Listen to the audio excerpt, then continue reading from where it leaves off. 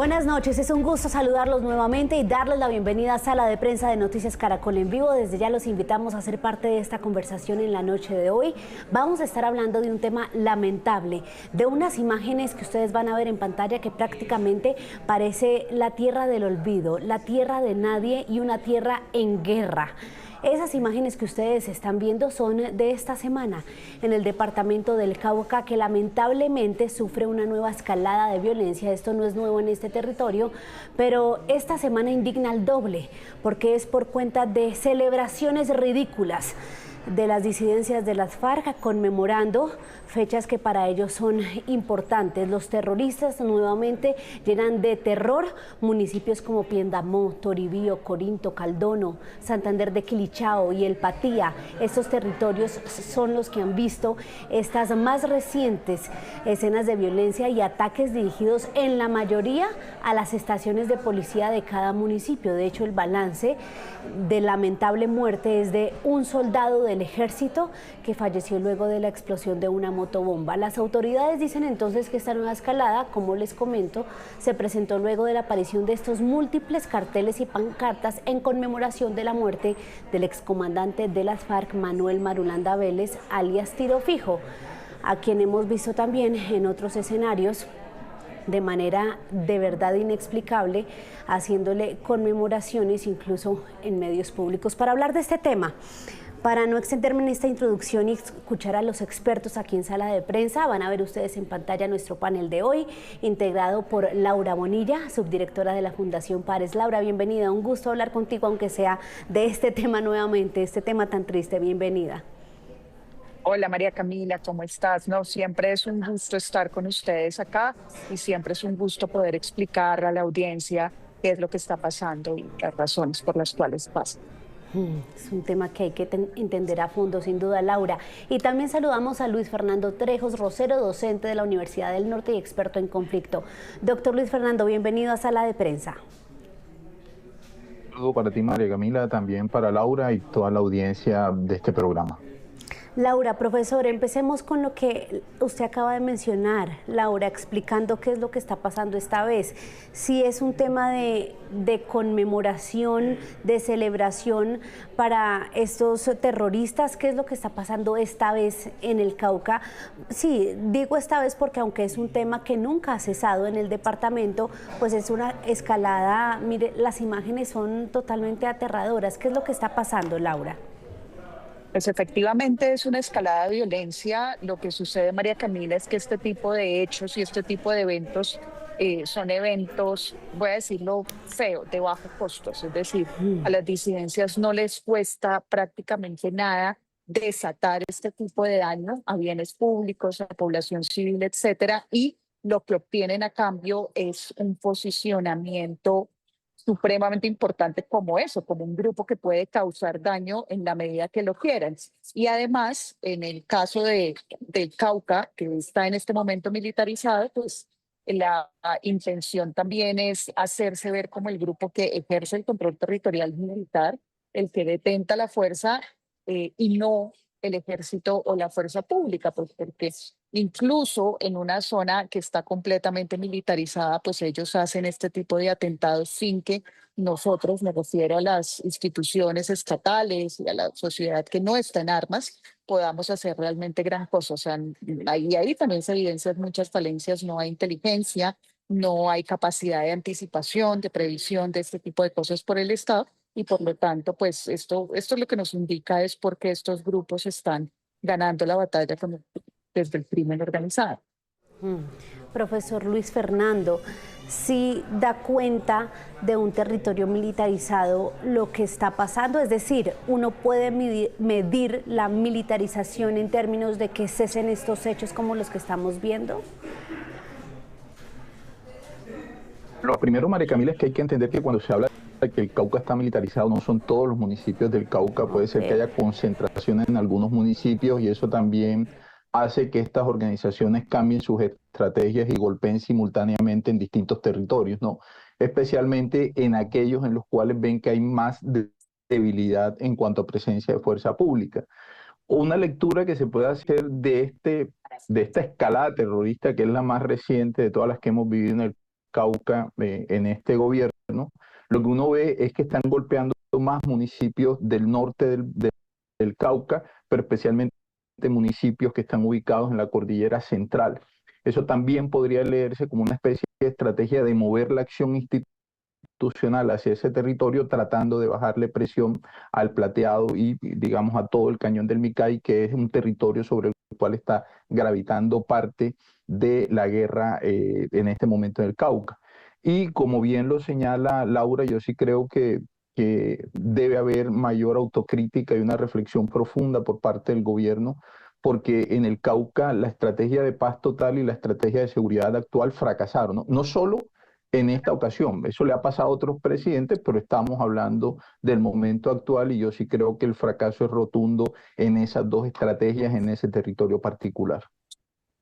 Un poco, Laura, de lo que usted mencionaba también al inicio de ese tipo de actos violentos de bajo costo, vinculados al tema de la conmemoración de los años de muerte de Manuel Marulanda. Esto es un tema como que estos grupos armados ilegales tienden a permanecer a lo largo del tiempo, ¿no? Por más de que, sí, parece una práctica vieja para ellos, no es desgastada, ¿no? No, y es que es una práctica que no es desgastante, o sea, realmente no cuesta mucho. O sea, el tipo de daño que causan es un daño que a ellos no les está costando. Entonces, en este momento el tipo de control territorial que están ejerciendo y el tipo de presión, si se quiere, ciudadana, pues están enfocando mucho los atentados al ejército. El ejército, de todas maneras, en Colombia, esto no es de este gobierno solamente, esto viene de antes, pues tiene problemas para poderse hacer ver por la población como un aliado que puede contribuir a su protección, pero es básicamente porque el ejército no es quien debe responder por la protección de la gente, esas son las autoridades civiles, la policía, etcétera, pero ni la policía ni las autoridades civiles tienen capacidad para enfrentar este tipo de grupos. Y no necesariamente porque sean muy grandes, sino porque las herramientas que tenemos hoy son las herramientas incorrectas, pero tienes toda la razón en que esto no es, pues esto es algo que continúa pasando. O sea, un grupo armado en un municipio llega incluso a tener más capacidad de daño que eh, la propia fuerza pública. Y eso es complejo y es difícil de entender, pero además es como el drama eterno que tenemos donde nosotros siempre combinamos. Entonces desmovilizamos un grupo, hacemos un proceso de negociación, luego ocurren rearmes y luego volvemos otra vez al mismo ciclo. Entonces, la estrategia que se está utilizando hoy, que también es un poco más de lo mismo de lo que hemos venido utilizando, pues no va a dar resultados diferentes. Pero Laura, a mí me indigna el doble lo que usted está diciendo. ¿Sabe por qué, profesor Luis Fernando? Porque, a ver, si son tan predecibles estos criminales haciendo esas celebraciones ridículas cada año, ¿cómo es que la fuerza pública no se anticipa en las zonas donde se sabe que es más vulnerable que sucedan este tipo de hechos, profesor? O sea, el tema de la inteligencia. Como lo señaló Laura, lastimosamente esa es una de las grandes preguntas que nos hacemos los que analizamos estos temas. Y no solo es el Cauca, recientemente al Catatumbo llegaron más de 100 unidades del Estado Mayor de Bloques y Frentes desde el Magdalena Medio y desde Arauca a reforzar al desmantelado casi Frente 33, ¿no? Y uno dice, ¿cómo se movió tanta gente por territorios planos, con armamento, la logística que eso demanda y que el Estado no haya sido capaz de frenarlos, golpearlos o anticipar este tipo de situaciones? A eso también hay que sumarle, María Camila, que estamos en una nueva fase de la guerra y estamos ante grupos muy desideologizados y eso también evidencia su recurrencia permanente al terrorismo y que no distingan a la hora de realizar sus ataques criminales a la población civil de los combatientes, ¿no? O sea, hoy cualquiera es blanco, ellos no están midiendo el alcance o las afectaciones que causen sus acciones terroristas y en este caso pareciera que están en una especie de racionamiento perverso en el cual no les importa lo que suceda porque tienen conciencia que la mala prensa en algún momento va a pasar, ¿no? O sea, la condena ciudadana en algún momento se va a extinguir, o sea, porque en otro lado va a haber acciones de guerra peores o porque estallará algún escándalo de corrupción y al final ellos saben que eso pasa, pero el control del territorio puede perdurar, ¿no? Y quizás estén jugándole a desgastar a la fuerza pública en este gobierno tratando de prepararse para el escenario de 2026 y saben bien que el costo político que asumen o pagan cuando cometen estas acciones terroristas eventualmente pueden reeditarlo en una mesa de negociación si es que se la vuelven a abrir. Entonces esto es un círculo perverso, pero sí también es evidencia de una degradación constante de los actores del conflicto armado actual en Colombia. Una degradación total. Y Completa. Laura, hay un tema que me llamó mucho la atención. La escucho, usted quería agregar algo ahí. Quería agregarle algo a tu indignación, María Camila, porque realmente es muy compleja. Y es decir, llevamos muchísimos años con la mismo paquete o canasta de soluciones. Entonces, en vez de hacer nuevas canastas de soluciones, terminamos retrocediendo. Te voy a dar un ejemplo muy claro. Digamos, este ciclo de violencia que se describió por analistas, digamos que llevamos mucho o muchos advirtiendo cosas como estas que pueden pasar, no ha tenido la misma velocidad de cambio, por ejemplo, en los manuales operativos de las Fuerzas Armadas. Entonces, la gente dice, pero bueno, entre estos agarrones, o para ponerte otro ejemplo de otra región en el Catatumbo, entre el Frente 33 y ahora las disidencias del Estado Mayor de los Bloques y el ELN, ¿por qué el ejército no está? Y es que si tú miras los manuales operacionales, el ejército no tiene ninguna obligación, pero además está obligado a actuar según los manuales, o sea, no puede hacer cualquier cosa. Es una institución dentro del Estado de Derecho y no se la puede saltar. Y no está obligado a intervenir cuando hay combates entre dos grupos. O sea, eso es una muestra pues muy pequeñita de los problemas que tenemos. Y un poco lo mismo nos pasa con la inteligencia, pero además la inteligencia en Colombia se empezó a politizar muchísimo desde el gobierno Duque. Entonces, en vez de ser una inteligencia digamos, que atienda todo lo que necesitamos atender en términos de la amenaza al Estado de Derecho, que es lo que tenemos acá, una amenaza al Estado de Derecho, lo que termina haciendo es yéndose o pegándose al gobierno de turno. Entonces, si el gobierno de turno se le ocurre que la inteligencia debe estar enfocada, no digo que sea malo, a combatir la corrupción.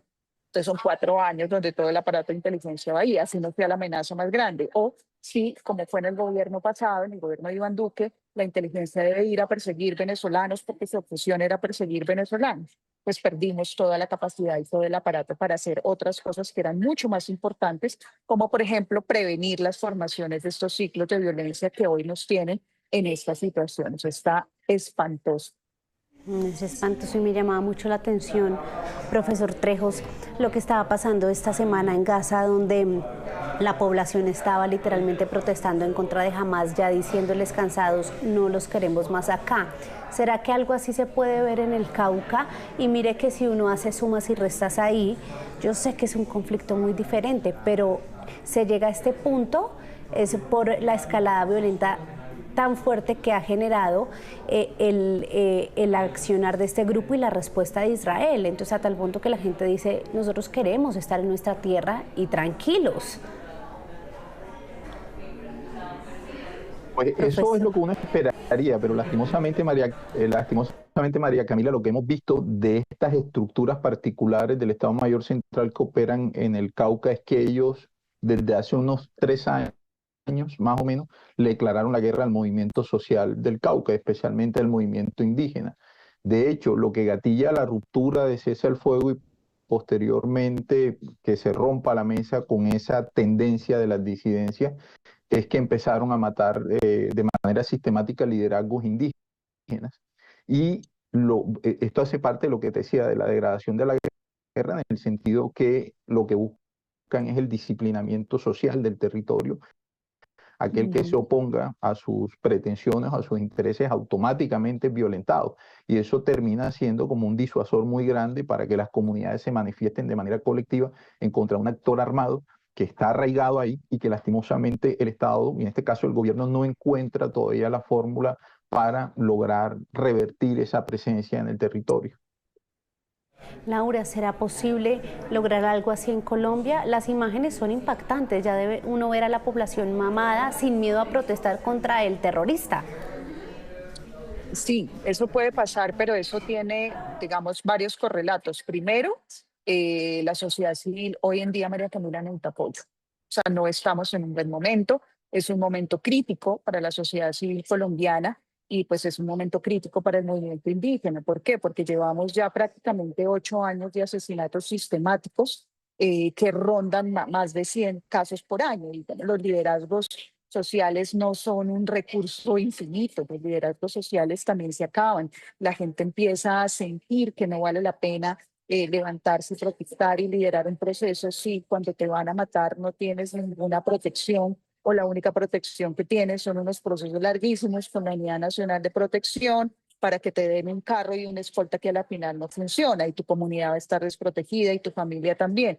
Entonces hay una desproporción supremamente grande entre lo que tiene que ser la acción, o sea, lo que tenemos que hacer para atender este ciclo de violencia en Colombia es justamente lo que no tenemos. Tenemos fuerzas militares y cosas que nos servían, por ejemplo, para combatir a las FARC o guerrillas mucho más estructuradas, organizadas y con unas jerarquías distintas. Lo que necesitamos hoy, por ejemplo, mejor respuesta a las alertas tempranas, eso no lo tenemos. Entonces los alcaldes siguen haciendo cositas chiquiticas con lo que tienen que a la final no sirven de nada. Y no es porque no tengan voluntad. Yo estoy segura que todos los alcaldes del Cauca están supremamente aburridos de tener que vivir en esta situación y la gente también.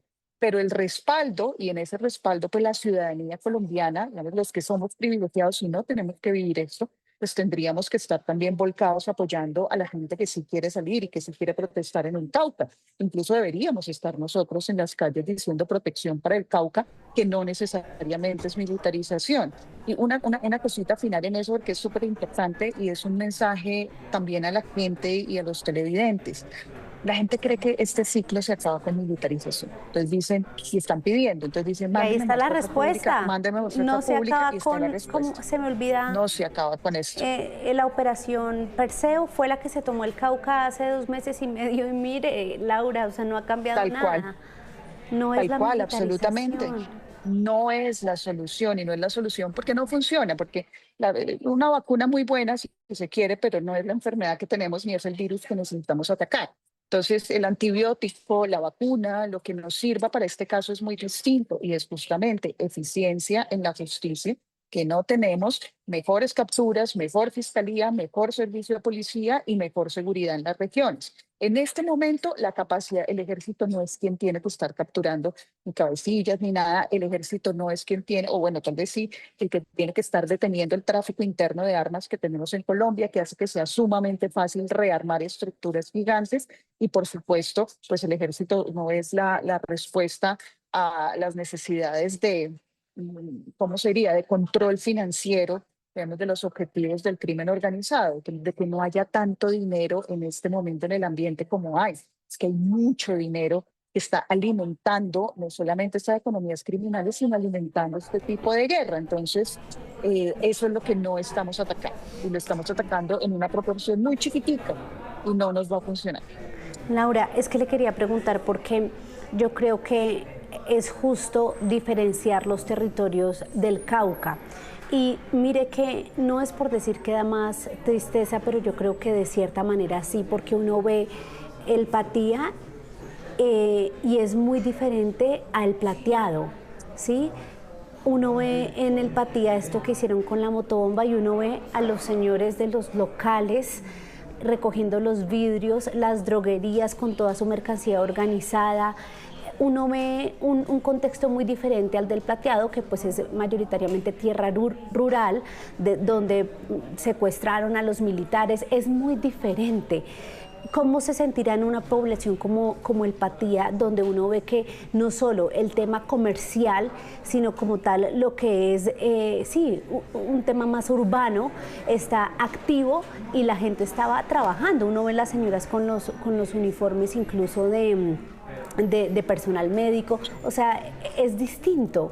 ¿Cómo cambiará, según esa georreferenciación, este tipo de atentados de las disidencias en el Cauca? Pues mira, lo que te tengo que decir ahí con mucha tristeza es que probablemente el Plateado nunca, o sea, no siempre fue así. Y que parte de lo que nos pasa y de nuestra tragedia es que poblaciones que tienen mucho más potencial de desarrollo, donde la gente tiene también, digamos, una base social de unidad importante, una base civil de cooperación importante en la medida en que estas guerras y este tipo de incursiones armadas pues se van profundizando con el tiempo, también la sociedad va cambiando porque se tiene que adaptar. sea, finalmente lo primero que va a buscar la gente, con toda razón, y que es mejor estar vivo que muerto, es lógico, es sobrevivir. Y que a veces sobrevivir implica estos tipos de adaptación. Y lo otro, que es más complicado, es que la gente se va acostumbrando a que exista una organización armada y eso va creando una trayectoria. Entonces, hay un armado en territorio. Ese armado es el que regula mi conflictividad social. Ese es el que me regula el tema de tierras con mi vecino. Y eso también va creando no una cultura, pero sí una manera de hacer las cosas y una manera de resolver las cosas que no se desmonta fácilmente y no se desmonta sin que además no queremos desmontarla. Entonces nosotros creemos que llevar el Estado es simplemente poner una feria de servicios en la plaza y eso no funciona, María Camila, esto necesita mucho más trabajo. Ahora, voy a decir algo, digamos, en beneficio del gobierno, de este y tal vez de cualquier otro, es que no es sencillo, ¿no? Nuestro diseño institucional tan centralista impide que, por ejemplo, la gente pueda acceder a lo que se necesita en un momento. Tenemos un Estado lento y complicado. Otro ejemplo que me parece súper dramático, en el Cauca, otra vez del Catatumbo, y es que la gente desplazada se retornó a sus zonas de origen. Tenemos una sentencia de la Corte que dice que la gente no debe retornar y que para que se haga, digamos, el retorno tienen que garantizarse condiciones mínimas de derechos.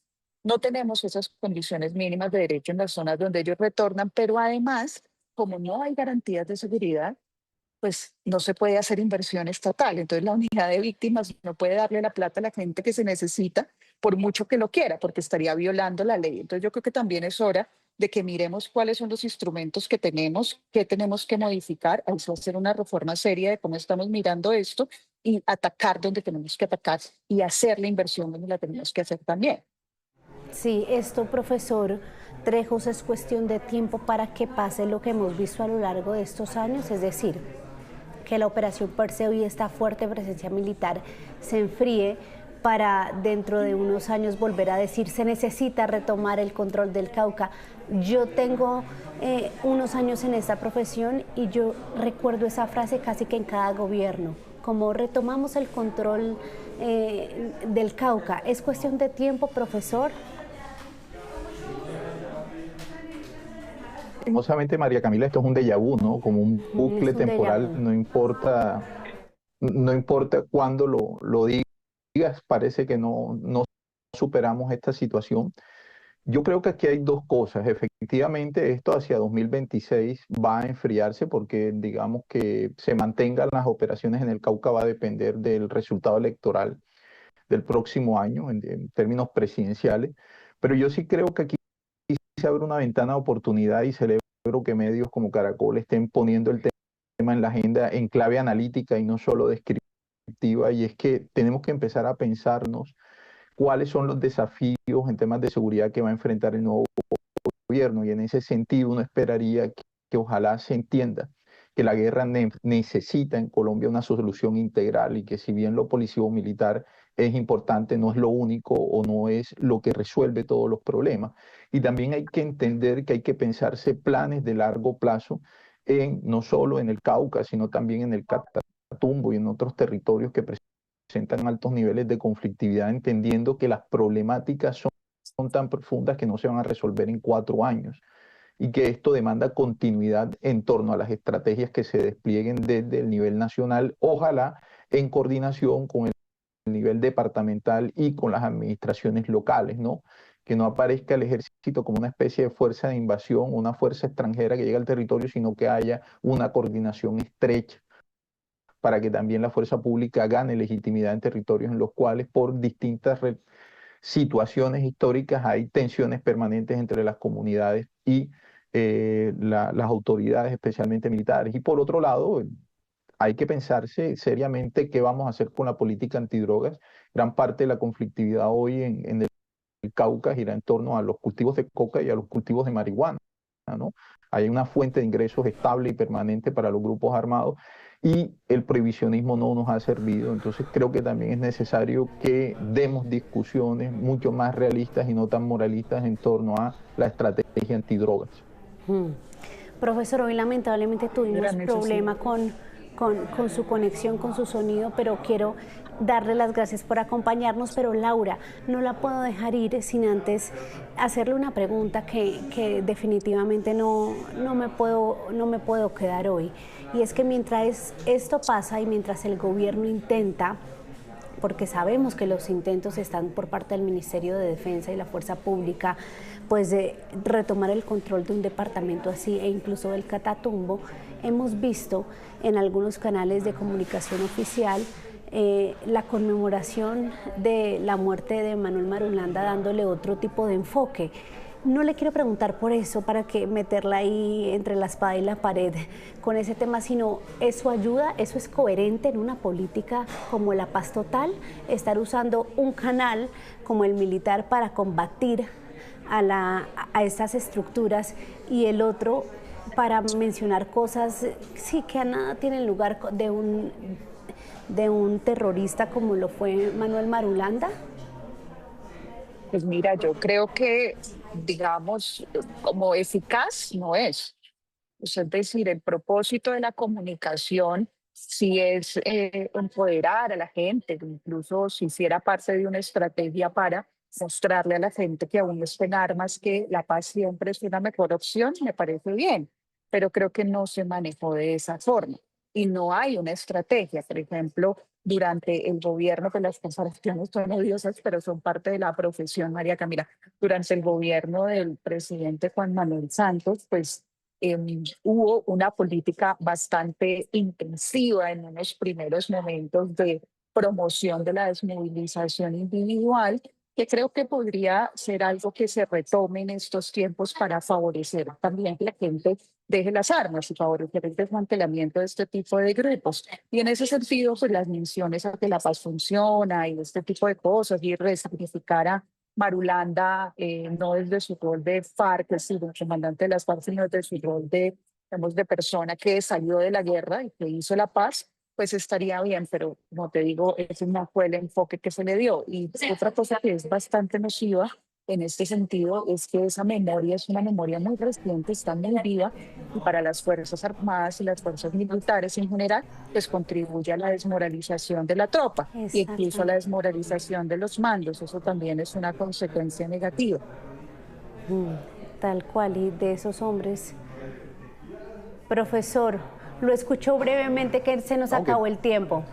No, que también se revictimiza a muchas víctimas de esta organización armada. Sí, claro. ¿No? Uno hubiera esperado Y del líder puntual, de Marulanda puntualmente. Sí, sí, pero bueno, a mí me parece un desacierto lo que hicieron en ese canal con ese homenaje. Desaciertos en medio de la política de la paz total que se sigue moviendo por varios frentes. Pues Laura y profesor Trejos, gracias por acompañarnos hoy, como siempre, por tomarse el tiempo de explicarnos el porqué de este conflicto y, lo más importante, de basar su análisis en la población, que en últimas es la más importante aquí en medio de esta escalada de violencia. Gracias a los dos.